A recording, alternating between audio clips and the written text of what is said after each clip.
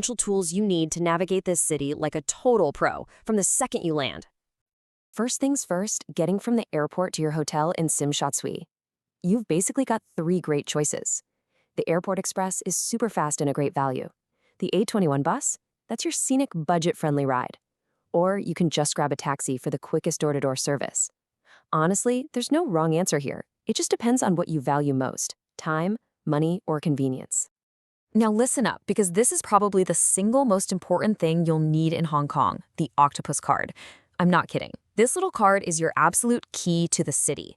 You'll use it for the MTR, the buses, the ferries, even for grabbing a drink at 7-Eleven. It's a must-have. And the best part? It's so easy to get one. The moment you're through customs, just look for the MTR Customer Service Center right there in the airport. You pay a tiny, refundable deposit, load it up with a bit of cash, and boom, you're ready to tap and go anywhere. Okay, toolkit sorted. Now for the main event. Days 1 and 2 are all about diving headfirst into that incredible urban energy. We're talking classic, buzzing, bright lights Hong Kong. Let's do this. Day 1 is a whirlwind, in the best way possible. We're going to kick off the process for a custom suit, get wonderfully lost in the Kulon markets, eat some of the best barbecue on the planet, and then finish the day with a spectacular symphony of lights. So here's how day 1 breaks down. Once you're checked in, go find some char siu, that's Cantonese BBQ pork, for lunch. Then head straight to a tailor on Nathan Road to get measured for a suit. This is a classic Hong Kong experience. They are famous for amazing quality and speed. After that, we'll hop on the MTR to explore the Mongkok markets, grab some dim sum for dinner, and then make our way to the Tsim Sha Tsui waterfront for the light show. A couple of local beers to finish the night? Perfect. Oh, and speaking of that light show, here's a massive pro tip for you. The Star Ferry, it costs next to nothing to cross Victoria Harbor, and it gives you the absolute best front row seat on the water for the show. It's not just a ferry, it's an experience. All right, day 2, we're hopping across the harbor to Hong Kong Island. Today's objectives are legendary: a proper local breakfast, a ride up the historic Peak Tram for those insane views, a visit to the Insta-famous Monster Building, and a well-deserved fancy cocktail in Soho. We'll kick things off with a Hong Kong-style breakfast before taking that Star Ferry over to Central to catch the Peak Tram. After you've picked your jaw up off the floor from the views, it's time for some legendary roast goose for lunch. Then, we jump on the MTR to Quarry Bay to see the Monster Building. You've seen the photos, but standing in the middle of that courtyard, it's just mind-blowing. To cap it all off, we head back to Central to explore the amazing bars and restaurants in Soho. You know, on this one day, you get to experience 2 of Hong Kong's most iconic rides. The Peak Tram is this super cool, historic climb. It's a total must-do for any visitor. But the Star Ferry, that's different. That's a part of the city's soul, something locals use every day. It gives you those classic skyline views for pennies. You just have to do both.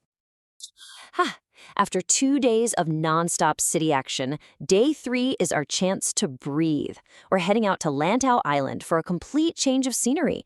Think mountains, monasteries, and quiet fishing villages instead of skyscrapers. So today's mission is all about culture and nature. We're going to see the incredible Tianten Big Buddha, have a really peaceful vegetarian lunch at the Poland Monastery, and then check out the unique stilt houses in the Tai O fishing village. Don't worry, getting around is a piece of cake. You just take the MTR all the way to Tongcheng Station. From there, you'll head up to the Big Buddha. After a nice lunch at the monastery, a local bus will take you over to the charming Tai O fishing village. When you're ready to head back, another bus will zip you back to Tongcheng, where you can catch the MTR back to the city. Easy. So, to get up that mountain to the Big Buddha, you've got a choice. You can take the Ngongping 360 cable car, which offers just stunning, unbelievable views for about 25 minutes. Or you can take the local bus. It's the budget option, takes a bit longer, and gives you a more authentic local journey. Your call. And just like that, it's our final day. Day 4 is all about bringing the mission to a very stylish close. We're picking up that bespoke suit and getting in one last delicious taste of Hong Kong before we head home. Hey, remember that tailor we saw back on day 1? Well, today is the payoff. We started with measurements and picking out the fabric, and now we close the loop with the final fitting and collection. You're literally leaving Hong Kong with the best souvenir possible. The plan for our last day is simple and super satisfying. In the morning, you'll go pick up your new suit and maybe do some last-minute gift shopping. Then, for lunch, you have one final mission. Go back and eat your favorite meal from the trip. Was it the char siu, the dim sum, the roast goose? After that, it's time to head to the airport. Mission accomplished. So there you have it. 4 days, one incredible city, mission complete.